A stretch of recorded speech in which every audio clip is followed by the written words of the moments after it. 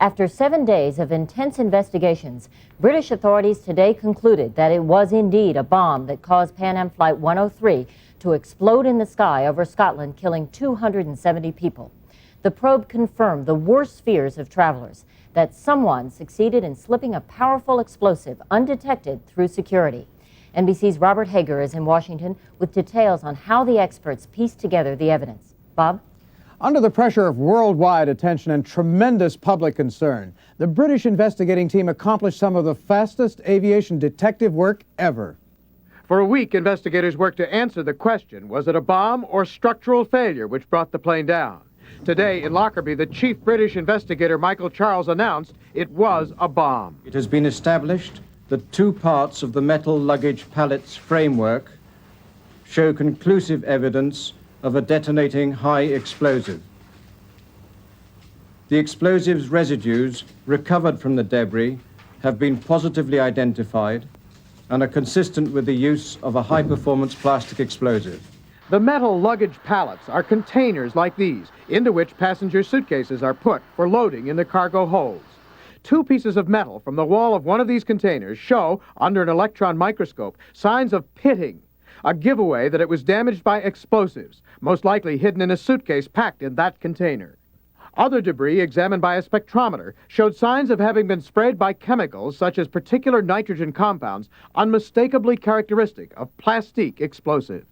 Investigators also said they could tell from the way the major part of the wreckage is spread between the English border and Lockerbie, Scotland, that the explosion occurred just after the plane crossed that border, and that the craft started to break up immediately. Now, investigators will need to find and examine still more debris for information that could help trace those responsible for the bomb. They want to know exactly what kind of plastique was used, and they need to know whether the suitcase with the bomb was in a container in the front cargo hold, where they suspect, or in the rear, and just where within that hold. All that might tell them where the suitcase was first checked in Frankfurt, London, or some other city. Frank Taylor, a retired U.S. investigator, speculates it was in the front cargo hold, just under a vital bank of equipment. This section houses the entire heart of the airplane. It contains the electrical system, the electronics, the computers, all of the units which go to the control of the airplane. Investigators will also look for bodies with shrapnel and try to find where those passengers were seated. That could also pinpoint the device's location. As to how the device got on board, investigators will look at luggage procedures on the theory that it could have been checked by someone who didn't board the flight or left the flight in London.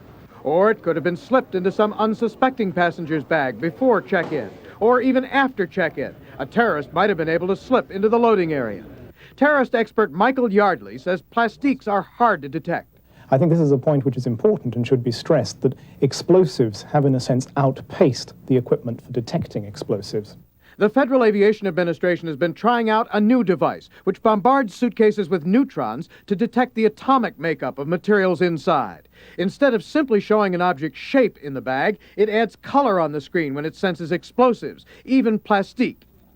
But these devices are at least 2 years away from installation at the first airports. And meanwhile, the FAA said this afternoon it'll issue new orders for even tougher security checks on international flights.